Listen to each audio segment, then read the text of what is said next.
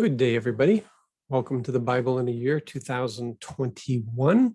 We are on day 162, and we're looking at 1 Kings chapters 5 and 6, and again, 2 Chronicles 2 and 3. And we have quite a bit of repeating here, but we need to get caught up on what's going on with Solomon. So in 1 Kings chapter 5, 4 to 5, we see that Solomon has a sense of his destiny. We have here, now the Lord my God has given me peace on every side, without enemies or misfortune. So I'm planning to build a temple for the name of the Lord my God, just as the Lord indicated to my father David. I will give you a son to follow you on your throne. He will build the temple for my name. Solomon here is, in so many words, is recognizing what his father has handed to him. David worked really hard. David was a warrior, and he fought until there was peace. He subdued all of Israel's enemies, and he took the land that they were supposed to take. And so Solomon comes in, and he is the peaceful one. He has a huge army. He's built upon the army that his father had, but at the same time, he's a politician, and he's making treaties and trades and everything else. And it's not just Israel that is prospering, but it's all their partners now that are prospering, and it's quite the economic ecosystem that is being created here. And it is because this was the design of the Lord. David came in as the warrior, as a conqueror, and Solomon comes in as the peaceful one. And so it was given to Solomon now to build the temple, and he has that sense of destiny. I was set aside for this purpose. In verse 10 to 12 here, we see, as I was alluding to, Solomon's foreign policy, where David's foreign policy was invade and conquer. Solomon's foreign policy is focused on trade. And so we read here, so Hiram gave Solomon all the cedar and pine wood that he wanted. In return, Solomon gave an annual gift to Hiram of 20,000 cores of wheat to eat and 20,000 cores of pure oil for his palace use. Now the Lord made Solomon wise, just as he had promised. Solomon and Hiram made a covenant and had peace. So that's just one little snippet of what the kingdom looked like under Solomon. Then we find out that there is a downside to Solomon. Because there were so many building projects going on.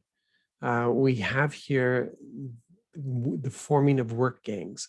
Now we'll find over in Chronicles that it gives us a better description of these work gangs, and they were all the immigrants. And so Solomon conscripted all the immigrants into these work gangs. They're press gangs. It's the only way to describe it. And slavery was not a thing that was created just with Africa. I'm not downplaying what happened with Africa. It was terrible, and there's a lot of layers that were involved with that. But we see here in ancient times, usually the conqueror turned the conquered into some sort of slaves. And here we find that in this time when they needed labor, and hard labor, were so hard that there would be those who would die, they pressed the immigrants into being these laborers. So we read here, King Solomon called up a work gang of 30,000 workers. 30,000 workers from all over Israel. He sent 10,000 to work in Lebanon each month. Then they would spend 2 months at home. Adoniram was in charge of the work gang. So not a lot of fun to be included on a work gang. Then we find in chapter 6 here, verse 1, we have a time reference.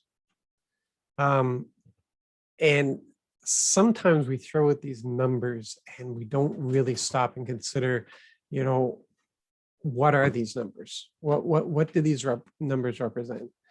But I ask you, where was your country 480 years ago? 480 years ago. Where was the development of your country? If you're listening in from the United States, if you're listening in from Canada, these are two of the newer nations, really, in the world of nations, and just stop and think, where was my country 480 years ago? So we read this in the 480th year after the Israelites left Egypt, in the month of Ziv, the second month, in the fourth year of Solomon's rule over Israel, he built the Lord's temple. So 480 years after leaving Egypt, they are building their God a temple. That's a lot of time. In verse 7, we read here, when the temple was built, they did all the stone cutting at the quarry.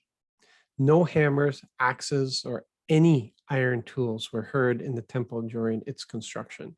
This is according to the Lord's instruction. And he was very specific on what he accepted, what he wanted. Our God is so much into nature. Does that surprise you? I don't think our cities impress him whatsoever. We are supposed to enjoy nature. We are supposed to look after nature. We're supposed to take care of this world. He is not impressed by the temples we build, by the cathedrals that we build. He's not impressed by our road systems and our sewage systems. He is not improved by our big buildings, or impressed, I should say, or anything of the sort. Nothing that we make can impress him. But when we cooperate with nature, that impresses him. We'll come back to that. We see here in verses 11 to 13, the Lord's word came to Solomon regarding this temple that you are building. Regarding this temple you are building, here you go. Let's put you in place now, okay? Let's just humble you here. If you follow my laws, enact my regulations, and keep all my commands faithfully, then I will fulfill for you my promise that I made to your father David. I will live among the Israelites. I won't abandon my people Israel. So see right here, he's not impressed. Solomon is going to do a bang-up job on this temple. It's going to be probably the most expensive building ever built in the history of man or humanity. That's how it is. But it doesn't impress the Creator whatsoever. Look at what impresses him. Look what he says. Follow my laws, enact my regulations, keep all my commands faithfully. Then I will fulfill for you my promise that I made to your father David. I will live among the Israelites. I won't abandon my people Israel. It's not because, whoa, you've built this incredible, beautiful temple for me. So yeah, now I'm gonna live among you. Not whatsoever. Be my people. Follow me. Be a mirror of who I am. Is basically what he's saying to them. Verses 29 to 31, Solomon carved all the walls of the temple, inner and outer rooms, with engravings of winged creatures, palm trees, and blossoming flowers. He also covered the floor of the temple with gold in both the inner and the outer rooms. He made the doors of the inner sanctuary from olive wood and carved the door frames with 5 recesses. There's no doubt that Solomon's temple would have just impressed all of us, just the magnitude of the beauty of it. David expressed himself in words. The Psalms move us so much There's some of the Psalms there that are Solomon's, but the vast majority David's, and his Psalms just stand out for us because his artistry was expressed. It was the expression. He expressed his artistry in words, whereas Solomon expressed his artistry in design.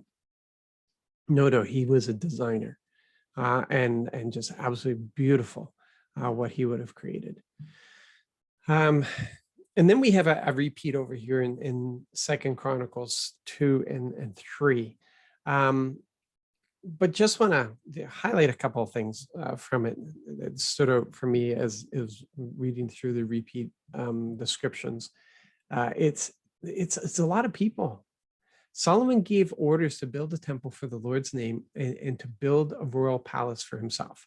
To work in the highlands, Solomon drafted 70,000 laborers, 80,000 stonecutters, and 3,600 supervisors.